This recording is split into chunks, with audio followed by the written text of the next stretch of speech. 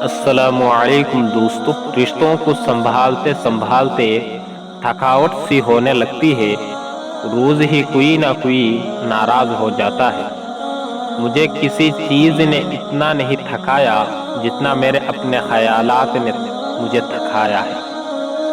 ہمارے یہاں آدھا سننے والے لوگ پورا مطلب نکالنے میں ماہر ہوتے ہیں۔ جب مرنے سے پہلے آپ کو چھوڑ جائے انہیں مرا ہوا ہی سمجھا کرے، عافیت سے جلد نکل آئیں گے۔